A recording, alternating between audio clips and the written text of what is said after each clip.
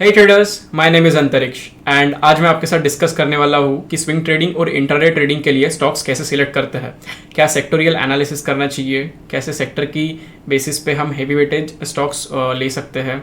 So without wasting much of your time, let's get started. Alright guys, तो सबसे पहले अपन swing trading के बारे में बात करते हैं। स्विंग ट्रेडिंग में मेनली टू टाइम फ्रेम्स के ऊपर आपको ध्यान देना है। सबसे पहला है वीकली। वीकली में 200 EMA इज़ द बेस्ट, या फिर डेली में 200 EMA इज़ द बेस्ट। एक ही इंडिकेटर यूज़ करो, सारा का सारा कचरा हटा दो जो भी दिमाग में था अभी तक कि ये इंडिकेटर यूज़ करो, वो इंडिकेटर यूज़ करो, 10 इंडिकेटर यूज़ करो, सब निकाल दो दिमाग से। एक इंडिकेटर यूज़ करो, 200 EMA। EMA is exponentially moving average. वो जो आपका हिस्टोरिकल डेटा है उसका मूविंग एवरेज बनाते हुए एक्सपोनेंशियली वो प्लॉट होते जाता है। 200 EMA मतलब 200 कैंडल स्टिक्स के ऊपर वो पूरा प्लॉट होते जाएगा और वो एक एक डेटा आपको देते जाएगा, जिससे वो एक बहुत अच्छा लाइन सपोर्ट की तरह काम करता है। सो उससे होता क्या है, जैसे अभी मैं आपको बताता हूँ डेली टाइम फ्रेम पे अगर आप देखते हो तो ये एशियन पेंट का चार्ट है। यहाँ पे क्लियर क्लियर दिख रहा है दैट जैसे इसने छोटा मोटा जो भी किया है, छोटा मोटा जो भी इसने डाउन ट्रेंड दिखाया है, वहाँ पे यहाँ पे आने के बाद जैसे यहाँ पे एक सपोर्ट लिया है, जैसे एक कैंडल से सपोर्ट लिया है, थोड़ा बहुत यहाँ पे ब्रेकआउट दिया है, देन यू कैन सी कि ये ब्रेकआउट के बाद कितना ऊपर गया है। जब जैसे उस एरिया से ये ऊपर गया है तो फिर ये नीचे रुका ही नहीं है यहाँ पे, फिर उसके बाद रुका ही नहीं है। उसके बाद जिस भी पॉइंट पे आपने एंटर किए थे, जिस पॉइंट पे आपने एंटर किए थे उसी पॉइंट पे फिर अगेन वहाँ पे सपोर्ट आ गया है। If you can see this, मैं एक बार फिर से बना देता हूँ। ये एरिया से अगर आपने इस ब्रेकआउट पे एंटर किए थे, देन अगेन नेक्स्ट उसी एरिया पे, मतलब अगर आपने कोई भी स्विंग ट्रेडिंग के लिए अगर ट्रेड होल्ड किया है किसी भी बहुत बड़े ब्रेकआउट के बाद और 200 EMA सपोर्ट के बाद, देन इट्स गारंटीड कि स्विंग ट्रेडिंग में आपको काफ़ी अच्छे रिस्क टू रिवॉर्ड रेशियोज मिलेंगे and it is not going to stop. Asian paint जैसे काफ़ी अच्छे अच्छे जो स्टॉक्स होते हैं, एशियन पेंट हो गया, बजाज फाइनेंस हो गया, डॉक्टर रेडी हो गया, ऐसे काफ़ी सारे जो भी अच्छे अच्छे स्टॉक्स हैं, ब्लू चिप स्टॉक्स, या फिर जो काफ़ी अच्छे तरीके से वोलेटिलिटी दे रहे हैं, जिसके अंदर लिक्विडिटी है, अप ट्रेंड स्टॉक्स जितने भी हैं, उसमें अगर ऐसे तरीके से आप स्विंग ट्रेडिंग्स पकड़ते हो, देन नो डाउट बहुत अच्छा आपको ये मिलेगा। एक परसेंटेज वाइज अगर देखा जाए तो ईजी रिटर्न है ये। 20% ईजी आ जाता है, 24-20% ईजी आ जाता है। ठीक है, ये एक हो गया। उसके बाद अगर स्विंग ट्रेडिंग आपको करना ही है तो ज़्यादा से ज़्यादा daily time frame is enough. Daily time frame के अलावा और उसके नीचे जाना ये भी नहीं होता है, काफ़ी ज़्यादा स्ट्रेसफुल हो जाता है वो। अगर आप डेली टाइम फ्रेम के नीचे जाते हो तो फिर हो ये जाता है कि आप लोग ट्रेड ही नहीं कर रहे हो, आप लोग एक नौकरी कर रहे हो। You will have to sit in front of the screen and ऐसे देखते बैठना पड़ता है बहुत दिनों तक, बहुत देर तक, कि एक एक टिक के बाद क्या होता है क्या नहीं होता है।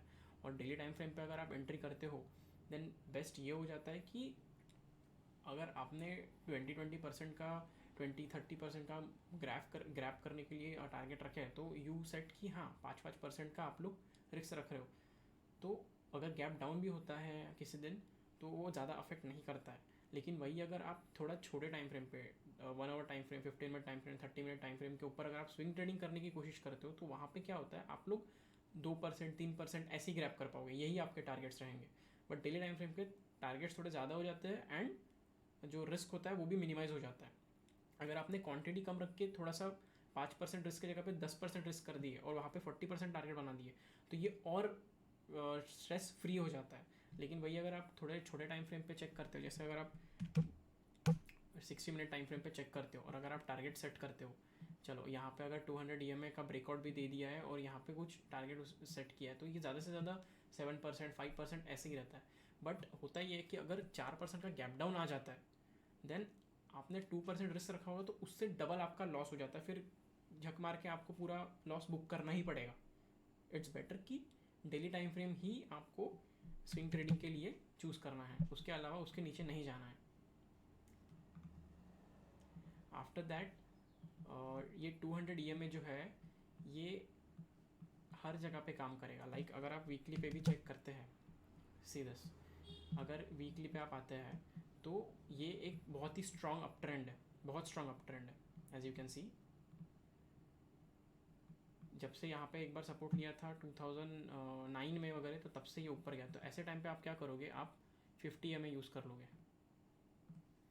देख रहे हो, like can you see this, 200 EMA के ऊपर है एंड 50 EMA को वो रिस्पेक्ट करते हुए ऊपर जा रहा है। इसका मतलब क्या है कि लाइक वीकली टाइम फ्रेम पे जब जब वो पुल बैक लेता है, लाइक अप ट्रेंड जा रहा है लेकिन एक पुल बैक जब ले रहा है, तब आपको ये EMA से पता चलेगा कि आपको डेली टाइम फ्रेम पे क्या करना है। This is weekly time frame.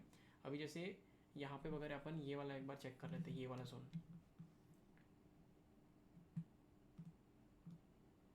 ये वाला जोन हम चेक कर लेते हैं कि यहाँ पे कैसे हम ट्रेड कर सकते थे। ठीक है, ये वीकली टाइम फ्रेम का हमने सेट कर दिया है। Let's go to daily time frame. Daily time frame पे अगर आप देखते हैं तो यू कैन सी उसने यहाँ पे एक छोटा एक और बना देते हैं।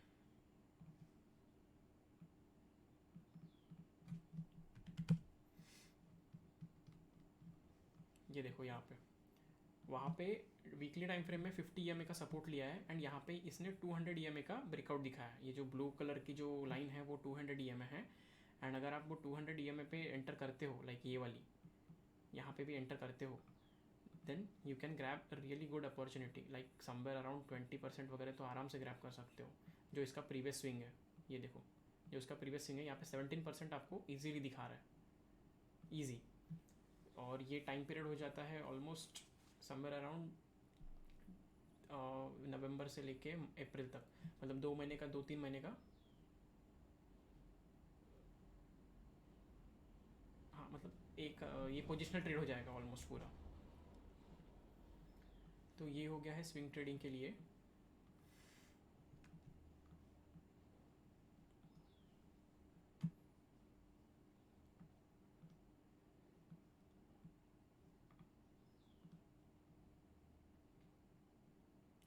और अगर आप डेली टाइम फ्रेम पे 50 EMA को भी चेक करते हो, लाइक डेली टाइम फ्रेम पे भी अगर काफ़ी अच्छा पुल बैक, काफ़ी अच्छा ट्रेंड चालू है, लाइक डेली टाइम फ्रेम पे यहाँ से ट्रेंड हो गया लेकिन आपके हाथ से ये छूट गया है, तो व्हाट यू कैन डू कि एक छोटा सा पुल बैक वगैरह आ रहा है तो 50 EMA के आसपास अगर ये रिस्पेक्ट कर रहा है तो ये जोन ब्रेकआउट आता है। जैसे अगर एक छोटा सा पुल बैक आया एंड ये वाला जोन जो बना है यहाँ पे, अगर इसका ब्रेकआउट आता है then you can enter here. ऐसे थोड़े मोटे छोटे मोटे आप लोग पुल बैक्स खींच सकते हैं, ग्रैब कर सकते हैं अपॉर्चुनिटीज़।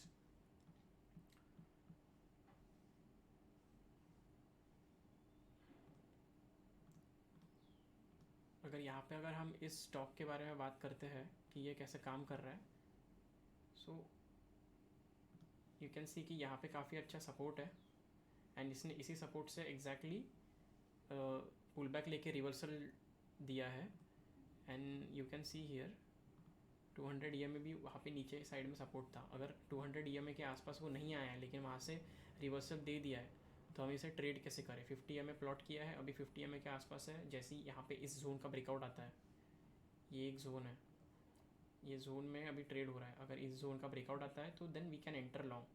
एज ऑफ नाउ अभी मंडे को क्या होगा कुछ बता नहीं सकते इसका, ये कोई एडवाइस नहीं है, आप इसको डायरेक्टली ट्रेड मत करिएगा। बट पॉसिबल तो यही है कि ये एशियन पेंट अभी थोड़ा और गिरने वाला है, बिकॉज यहाँ पे एक पैटर्न जो है ये साइडवेज में फंसा है और ये पैटर्न जो है यहाँ पे ये 3 कैंडल कुछ अच्छे से बता नहीं रहा है कि लाइक क्या होगा, क्योंकि साइडवेज में है and there is a possibility कि अगर ये गैप डाउन ओपन होता है then we can see some near time 200 EMA price. और देन कुछ और स्टॉक्स देख लेते हैं, बजाज फाइनेंस वगैरह देख लेते हैं।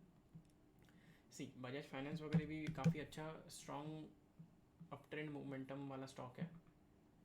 अगर आप इसे सिर्फ 200 EMA के बेसिस पे देखते हैं देन हमें एक काफ़ी अच्छी अपॉर्चुनिटी मिली थी ये कोविड फॉल में। ये वाला यहाँ पे आ गया था, जैसे जब जब इसने पुल बैक लिया है तब तक ये ऊपर गया। Now you can place your 50 EMA।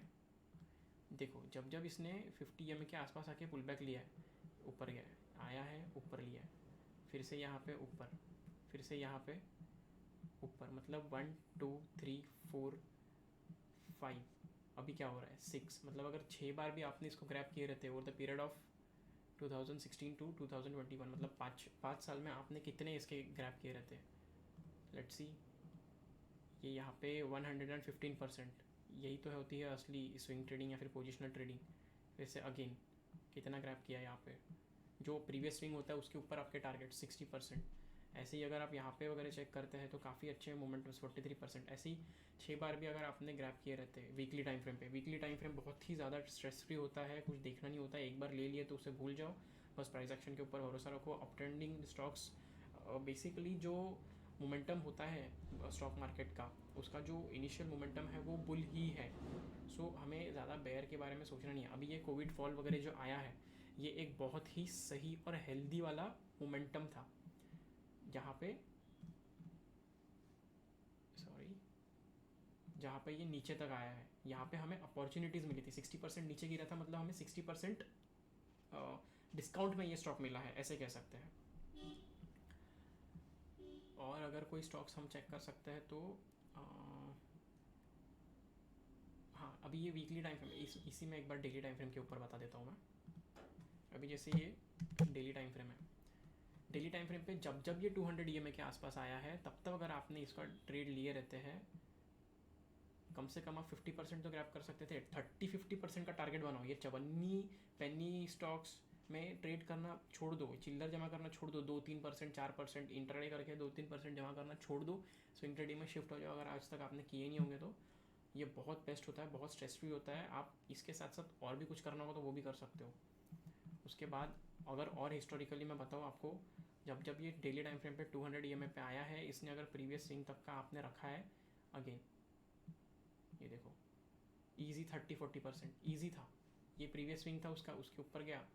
फिर हाँ, आप लोग क्या कर सकते हो, जैसे अगर आपने 200 EMA पे एंट्री लिए है, एक सेकेंड बता देता हूँ अच्छे से। और अगर आपने 200 EMA के आसपास एंट्री ली है, यहाँ पे अगर आपने एंट्री ली है, then you are riding the trend, right.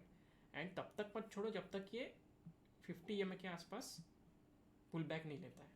इससे क्या होगा, आप एक बहुत अच्छे रिस्क टू रिवॉर्ड रेशियो तक आप प्ले आउट कर सकते हो। जैसे इसने 50 EMA ब्रेक किया, उसके बाद आप उसको सेल कर सकते हो। लाइक अगर आपने यहाँ पे एंटर किए एंड आप 50 EMA तक ही हो, तो आप कम से कम 30-40% ईजिली ग्रैब करो। 30% तो ईजी ग्रैब है। अगर इसके भी आगे आप जा रहे हो इधर तक वगैरह और आगे तक, देन देयर इज़ लाइक 40%। और अगर आप आगे तक जा रहे हो,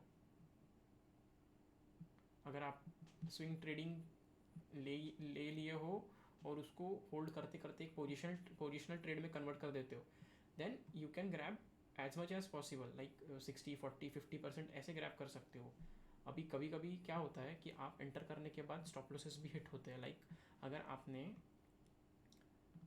ये एक स्ट्रॉन्ग अप ट्रेंड जा रहा है, लाइक ये एक स्ट्रॉन्ग अप ट्रेंड जा रहा है, यहाँ पे एक एंट्री ली, ये एक ट्रेड बना आपका, ये एक ट्रेड आपने प्रॉफिटेबली ग्रैब किए। वैसे ही अगर यहाँ पे आपको दिख रहा है कि सपोर्ट ले रहा है 50 EMA के बाद, और आपने यहाँ पे एंट्री वगैरह ली कहीं पे, तो यहाँ पे एक स्टॉप लॉस हिट हो जाता है, राइट। अगेन 200 EMA के पास आपने एक और एंट्री ली, अनदर ट्रेड, फिर से 50 EMA के पास आपने एक और एंट्री ली, अनदर ट्रेड, फिर से एक और एंट्री ली, अनदर ट्रेड, यहाँ पे एग्जिट करके अनदर ट्रेड अगर आप लेते हो पुल बैक के आसपास आके, तो आप लोग ऐसे रिस्क मैनेजमेंट करके, ऐसे रिस्क रेशियो रख के अच्छे से स्विंग ट्रेडिंग में बहुत अच्छे से कमा सकते हो, प्रॉफिटेबल रह सकते हो। अगर ये बहुत बड़ा फॉल आता है तो आपको रिस्क मैनेजमेंट बहुत अच्छे से करना ही पड़ेगा। ऐसा नहीं है होप ट्रेडिंग तो करनी ही नहीं है। उसके बाद अगर हम और एक दो स्टॉक देख लेते हैं, फिर इंट्राडे के ऊपर बात करते हैं। हाँ, अगर आपको 5-6% ही ग्रैब करना है, 2-3% ही ग्रैब करना स्विंग ट्रेडिंग में, तो आप और नीचे चले जाओ, 1 आवर टाइम फ्रेम पे चले जाओ, 50 EMA बंद कर दो, बस और कुछ मत करो। बस ये 200 EMA को ही रिस्पेक्ट करते हुए चलते रहो। जो भी इसका प्रीवियस स्विंग है, जैसे अभी ये इसका प्रीवियस स्विंग है यहाँ पे, ठीक है, क्या करो 200 EMA पे आपको यहाँ पे मिल रहा है, चलो एक एंट्री अपॉर्चुनिटी मिल रही है, ग्रैब इट, ले लो। प्रीवियस स्विंग हाई का आपका टारगेट रहेगा, 2% का आपका रिस्क रहेगा, एंड यहाँ पे आपको 5% मिल गया, हो गया, इतना ही है। 5% यहाँ पे ग्रैब कर लो। और अगर आप ब्रेकआउट के बाद भी आप होल्ड कर रहे हो, जब तक होल्ड कर सकते हो करो। जैसे आपको लग रहा है कि यहाँ पे पुल बैक आ रहा है, छोड़ दो, 10% यहाँ पे इजीली ग्रैब कर लिए। ऐसे ही यहाँ पे भी अभी देखो बजाज फाइनेंस, यहाँ पे तो इतने दिनों से, लाइक ये अगर मैं आपको प्राइस एक्शन के साथ बताऊँ तो,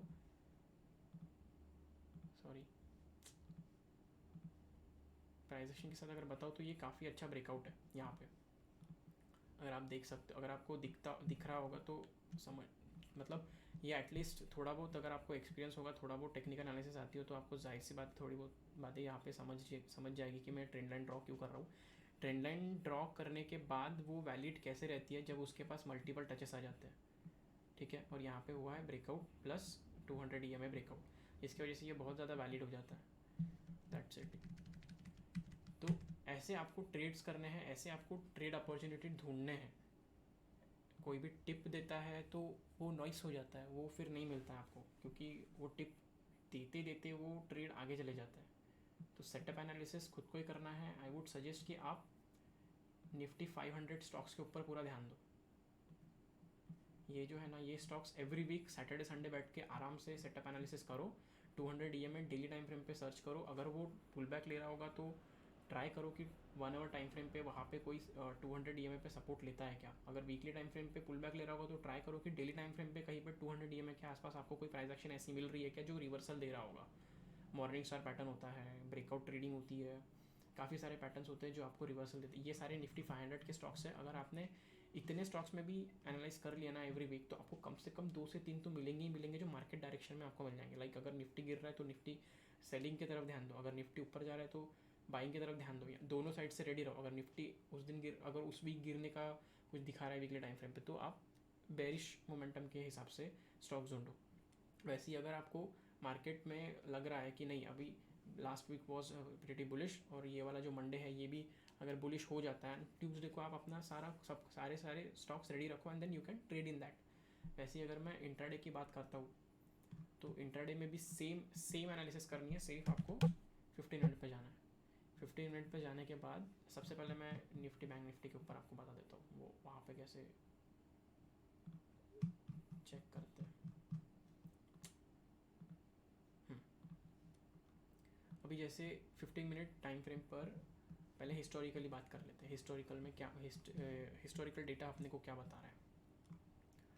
सबसे पहले हाँ, अगर आपको इंट्राडे करना है then you will have to see कि सेक्टोरियल एनालिसिस करते हैं। सेक्टोरियल एनालिसिस करते हैं कैसे करते हैं कि आपको एक पूरी लिस्ट बनानी होती है कि Nifty pharma, Nifty IT, Nifty auto, सारे निफ्टी के सेक्टर्स के उसके पूरे वॉच लिस्ट में आप एंट्री कर दो। एंड वहाँ पे उस दिन लाइक अगर मंडे को मार्केट ओपन होने वाला है देन आपको ये देखना है कि कौन सा सेक्टर 10:30 से 11 बजे बुलिश है। अगर आपको बुल साइड पे इंट्राडे करना है तो सबसे पहले तो देख लो कि निफ्टी कहाँ पे जा रहा है। अगर निफ्टी गिर रहा है तो देखो कि सबसे ज़्यादा सेक्टर कौन सा बेरिश है।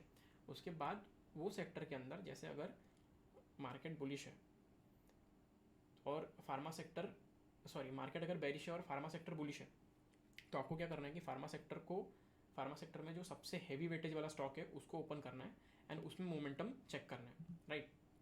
तो अभी जैसे ये बैंक निफ्टी है, बैंक निफ्टी में सबसे हैवी वेटेज है HDFC बैंक।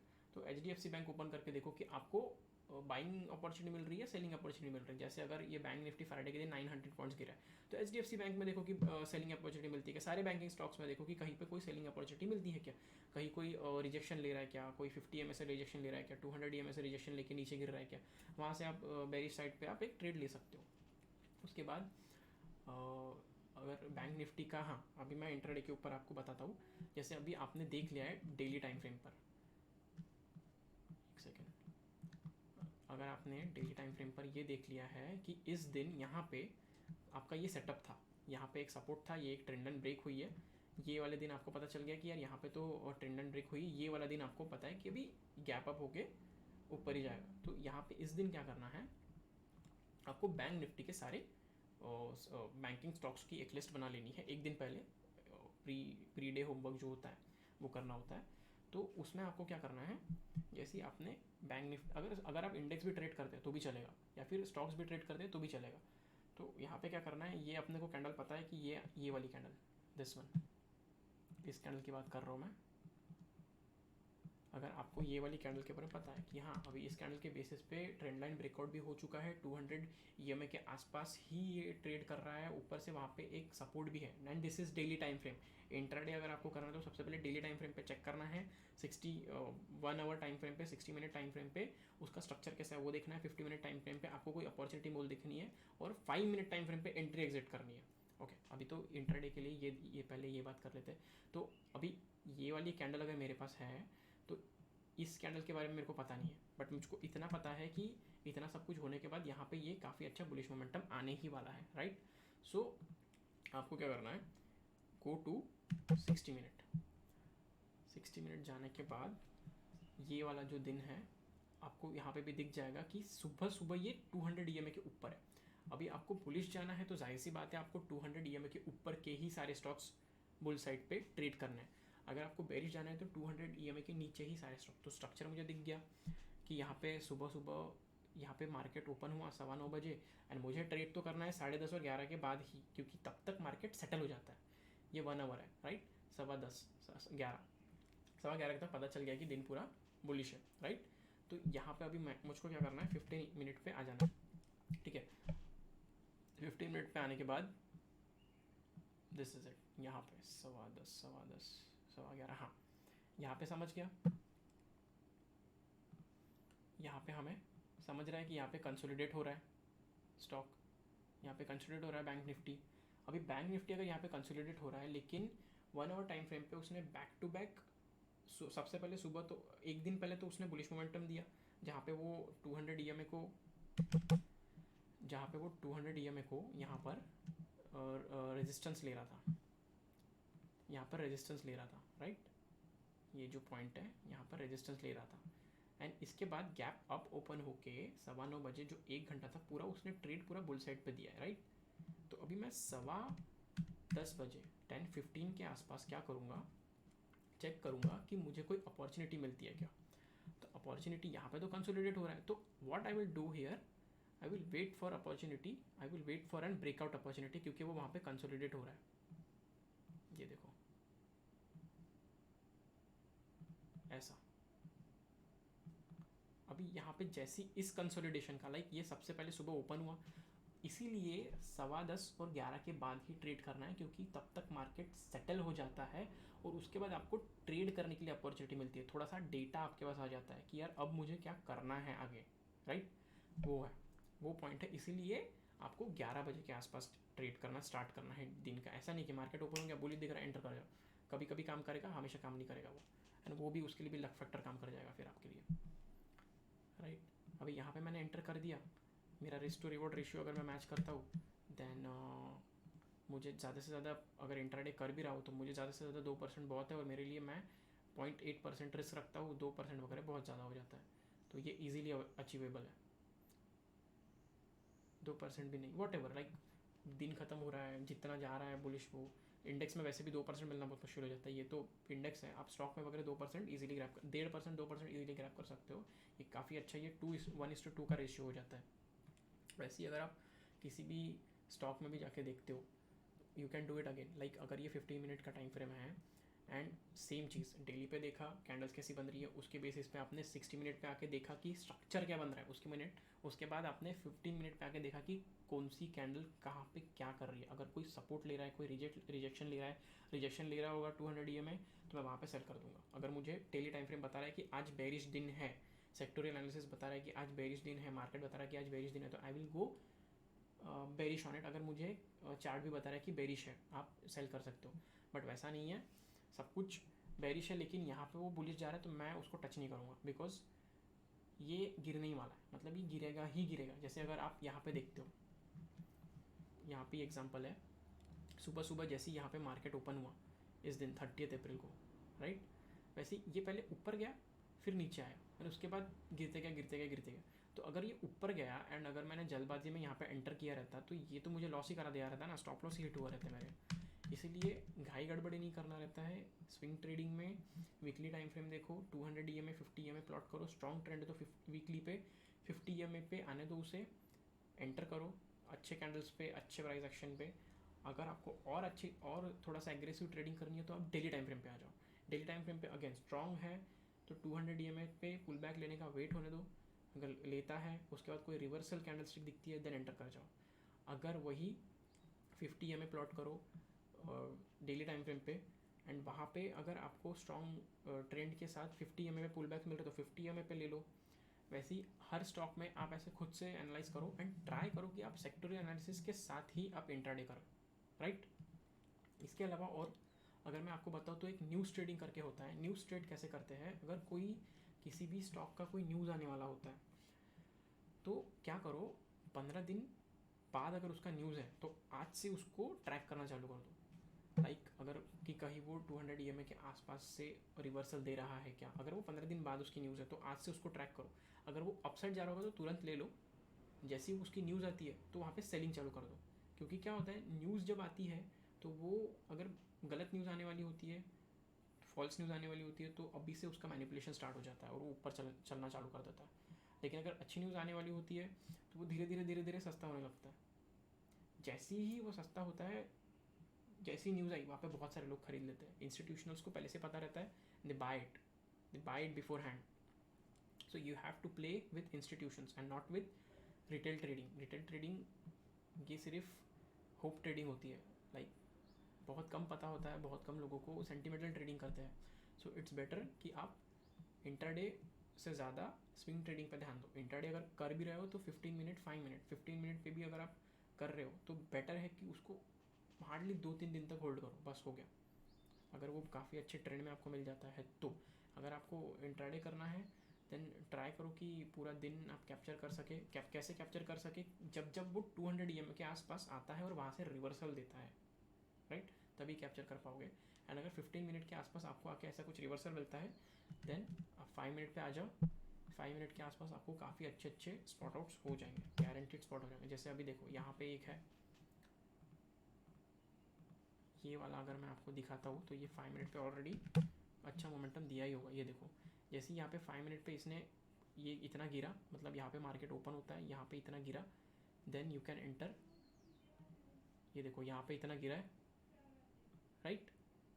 ये कंसोलिडेशन के बाद 200 EMA ब्रेकआउट दिया इतने अच्छे मूव के बाद, then you can enter here definitely. जितना भी 3:15 बजे तक जो भी आप एंटर कर सकते हो, जितना उठा सकते हो उठा लो, राइट।